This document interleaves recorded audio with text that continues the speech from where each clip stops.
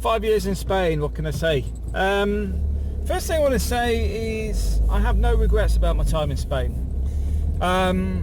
It's not always been easy, in the sense of the hardest bit has actually been to find work and generate a steady income. The advantages you do have, though, is when you wake up in the morning and you're not far from the beach. You wake up in the morning, it's sunny most of the time. We're just starting to get into that better weather now, which I'm really looking forward to, because it was a bit doom and gloom last week. We had a bit of rain yesterday as well. But ultimately, I can't really grumble about my life in Spain.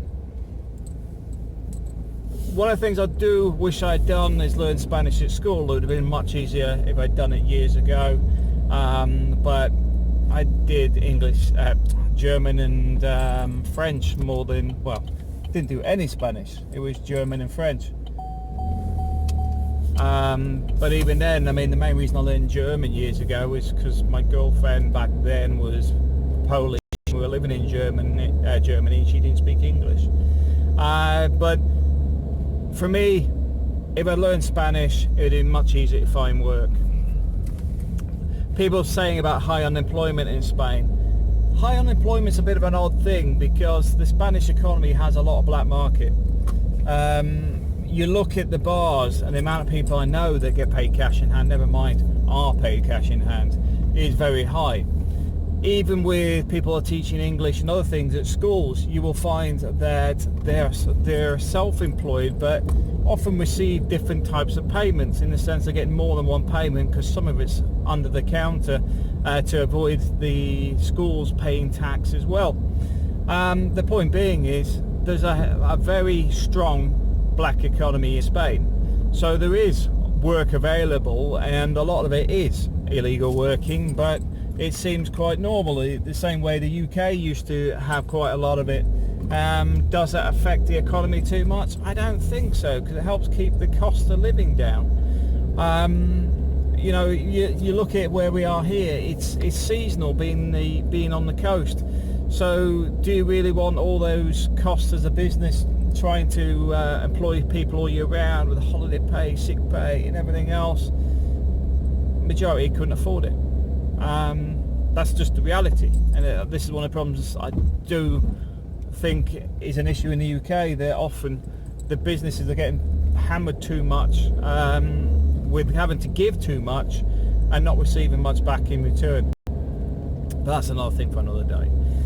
So I will say there is work available, but a lot of it will not be the work you're used to doing. A lot of it is bar work and manual labour, especially if you cannot pick up Spanish. And I would actually say if you could speak some Scandinavian and French, Belgian and other languages, you'll find it very easy to get work with a real estate agent. And the thing with a real estate agent is you can make some decent money here. Now I will say I do find some of them are overcharging or whatever, but you know what, nature of the beast. I'm sure in the UK they would get away with it if they could do, but we don't have the same sort of controls here in Spain, and it's just something to be aware of.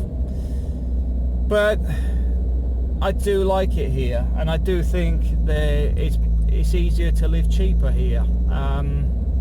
I do find living on the coast, although the work's a bit scarce and the rates ain't great, the fact is your rents are cheaper, and just I find general cost of living reasonable. My rates for my monthly cost is about €1,600 a month, and we do eat out quite regular. We do, our rent's $440.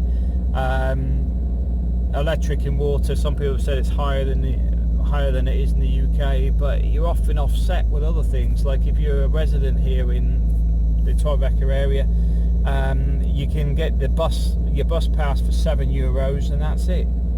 Not for the year, that's it. You just pay the €7 all in, and you don't get that in the UK unless you're retired or something else.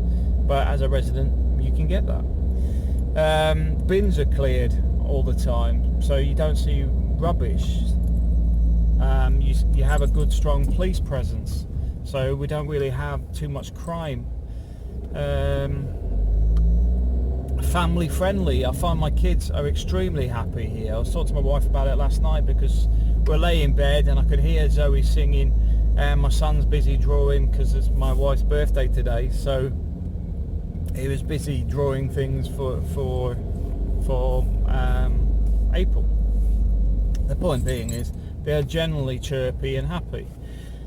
It's a very family orientated place. I do find Spain generally that way. I do find people here are generally friendly and laid back. You will get the odd person that's a bit of a thorn in your side, but it's not a big problem. It's not the end of the world. You're gonna have that anywhere, but to be honest, it ain't that much. It's not like when I was in London at 10 o'clock in the morning having some junkie walking past us talking and all ramped up on whatever they're taking. You don't really get that. The most irritating thing you get here is probably bad parking. I find I'm not really suffering with any forms of stress here. Not that I'm always stressed out anyway, but the point being is that because you're next to the beach, you're next to the nature park, people are generally chilled out. It's got a bit of a village vibe here in La Mata, in the sense of we got all the local stores, we know the postwoman, we know the butcher, we know everybody. It's like living in a village. It's a friendly environment, and I do find that other places are very similar. A lot of people call them the herbs, which are, I try not to say it, but like little Brit towns, where they're predominantly British people, but at the same time a lot of people are quite happy and content on those locations, and I don't knock it, because this is one of the key elements in life, is finding something that makes you happy. And that's one thing I will say, I do find generally Spain is a happy place. Once you figure out how to make a living here, the rest of it just seems to fall into place. The bureaucracy relating to paperwork is not that bad in Spain. It's definitely nowhere near as bad as the UK is. And as such, I'm not really too fussed on it. There's Igor. He's just finishing a renovation project. Sorry, he's busy in the door. Yeah, but as long as you can get your income flowing, the rest will fall into place. And I do find people are a bit of a community here. It's like yesterday, one of our friends had a problem with an electrical socket that burned out and a toilet system that wasn't filling up. It was a blocked valve. So since it was raining yesterday, I just went around and fixed them for her. It's hard to explain. It's just a friendly area. It's a friendly environment, and I do know the cities are likely to be a bit busier. I mean, where I live, I'd say if the average age ain't over 55, I'd be shocked, because the only way that would actually be lower than that is the number of people that have the grandkids staying with the grandparents during the week because the parents are working in the bigger cities. But predominantly, life is bloody good here, and since it's not holiday season, it's even easy to park. But what about the Brexit side? Don't let the Brexit side affect you. It's as simple as that. You probably noticed I don't really care about Brexit. Brexit is not the be-all and end-all to me, and the way I see it is, if you let those sort of things affect you, then you're doing it all wrong, because you can't control it. There may be issues about sovereignty and every other argument everyone's putting forward as why they're not happy with things, but in all honesty, it's not things that my children are going to be affected by long term, because my kids will be Spanish. It's not something I'll be affected with long term, because I and my wife will eventually become Spanish. That's the important thing, I would say, is to recognise that this is your home. And I think this is where some people go wrong, because I've got to admit, I'm just as bad in many ways. Like work, I still do a lot in the UK, and my current work is UK based, although I've got a problem with my spine at the minute. But my life is here. My kids are here. My wife is here. My kids are fluent in Spanish. My wife's fluent in Spanish. I need to spend more time on Spanish. I know some people do kick up a bit of a fuss that I should speak more Spanish, but I have to be fair in the sense that, like, the last few months I've been working on mathematical equations and formula for things like Excel and doing accounts. I'm often very, very busy learning new things or auditing things, or by the time you finished at the end of the day, and it's not an excuse, but quite simply, in the last year, the last 6 months, I would say that I've been extremely busy. Last year, I was very busy with the crypto, and that's one of the things I did last year, was we were trading. When you're trading, you can't do a lot else because you're trading night and day, making good money. But you've got to make the time to learn the language. You learn the language, you unlock the country. You learn the language, you integrate. You learn the language, you find a lot of easier ways to do things because your network expands. And I've heard other people mention about meeting up with hiking groups, photography groups, other things that involve the locals. You start to get that integration and find other ways to do things, and they know people. It's a bit like the Philippines. You'll find people that know the local mayor, the local councillor, whatever, and things become easy. It's not corruption, by the way. I'm not talking about corruption. I'm talking about the fact is, like, say for example you wanted to open a restaurant here. Although you know you need permits and stuff, knowing somebody that knows you need this permit, this one will take 3 months, this will be done next month, you need to inquire if you can do this, it could take up to a year, all that sort of stuff. If you can get that free information rather than going to the gestors or lawyers, which often have no idea, but they'll charge you for their time, even though they're not actually delivering any service. It's of a high value, but also it means you're becoming part of Spain. So, in all honesty, I can say I love Spain, love the country, love the people. I love the people. I actually haven't got any issues with any Spaniards here whatsoever. I haven't come across anything problematic, except for the odd one that reverses into your car to make more space for them to park or whatever. But that seems quite normal here for some reason. I don't know why, but at the same time, I would actually say my car insurance is cheaper here. It's about, I can't remember, it's about 200, nearly 300 euros a year, and that's for any driver, because the car's insured, not the person, which means anybody over 25, I think, can drive the car. And I think that even covers 3 months in the UK a year as well. So the point being is, there's a lot of upsides, and that's the bit that some people forget when they do a comparison of the two. You know, like the bus pass, the bus service is reliable. It's well connected in the sense of you get the bus from where we are here in La Mata into Torrevieja. Torrevieja has got a bigger bus hub which can get you to Alicante, Cartagena, or wherever, Madrid. And then you also have got access to the trains as well. So you can pretty much get around Spain without any major problems. I do think the bus service and everything's accessible. Although going to Madrid from Torrevieja, I think the bus is only twice a day. So bear that in mind. It's not like it runs every hour or something. But the point being is there's everything's workable. Everything's there.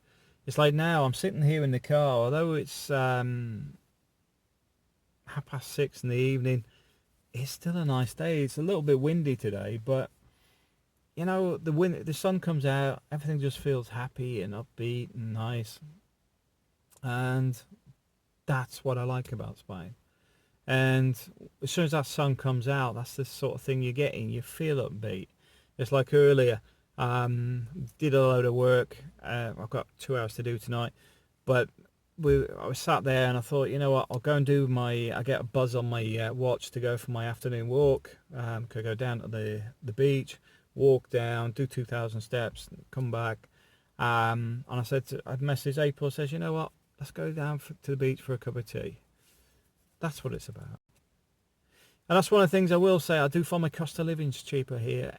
and it's definitely much cheaper when you relate it to standard of living. Having all this on my doorstep would be expensive to do in the UK. Having all this on the doorstep, and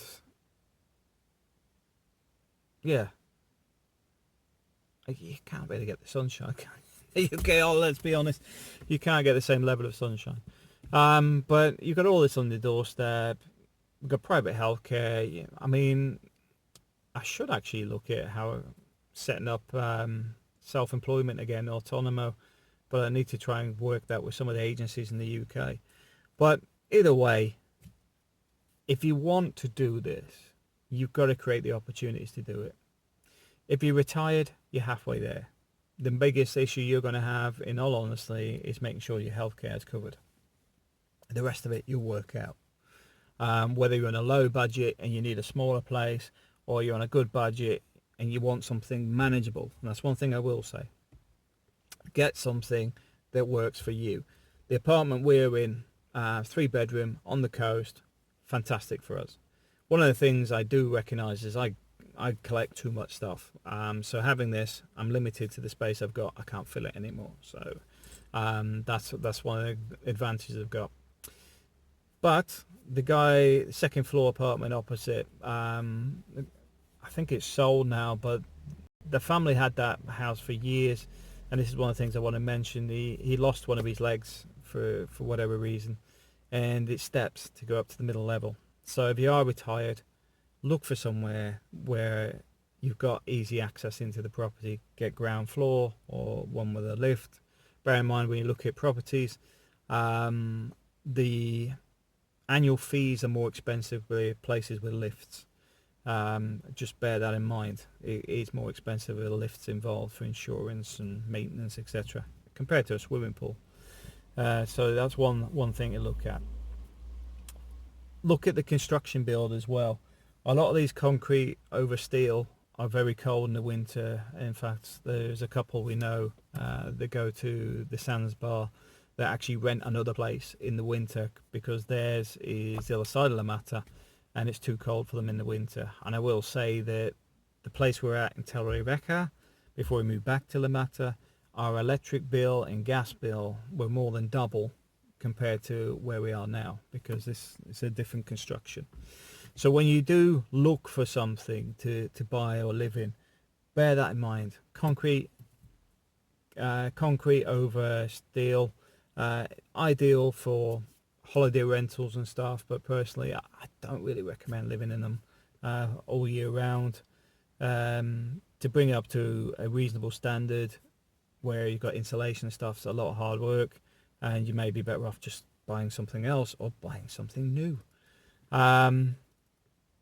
Property taxes can be expensive on the initial buy, but I do think the majority of places I'm aware of are only paying a couple of €100 a year for their equivalent of what would be a council tax in the UK, which is negligible.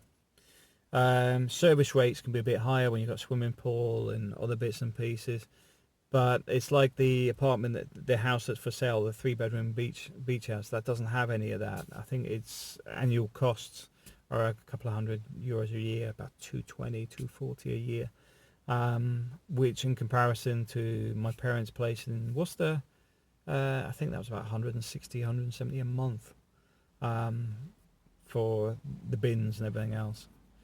So I hope you found some of this information useful, and I know I rattled on a bit, but it's mainly used to cover a lot of different things that people have been asking me about. But one thing I will say, I love Spain, my kids love Spain, my wife loves Spain. It's home for us. From an immigration point of view, my wife and kids are on Filipino passports. My mother-in-law's on her second trip to Spain now. She's coming here on holiday this month. That has not been a nightmare to process, but I can guarantee it'd be a pain in the backside with the UK and a lot more expensive. The paperwork for my wife and kids here compared to if we went to the UK, a lot more cheaper here in Spain from an immigration point of view, but also it's far more comfortable. I know a lot of people in groups that are dealing with immigration with the UK, and it seems to drag out for a long period of time. Problems with the Home Office. Some of this stuff is actually unjustified, and what the Home Office and that get up to. And quite simply, the only problem I've had here in Spain is quite simply getting them to process it. Because once they have all the information, they do it, it's done, and you're in the system. All's good. April and the kids will soon be Spanish, and like I said, I mean, the Brexit won't affect me because I'll be here on my wife's passport if I'm not on my own. But I'll be becoming Spanish sooner or later once my Spanish is up to a standard I'm happy with. And if anybody in the area wants to come and teach me Spanish, I'm open to that. If you want to teach me Spanish on Skype or something, I'm open to it, because it is something I need somebody to constantly poke me and say, you haven't done your lesson today. Because I do get very, very busy. It's like now, I've literally just come from dropping my son off at his tutor. I've got 2 hours work to do this evening. I'll probably do that about 9 o'clock tonight. Sit and have lunch with my wife, go and pick Ubi up from his tutor. I'm very busy, but I do need to nail my Spanish. Once I've got that sorted, life couldn't get much better. Thanks for watching.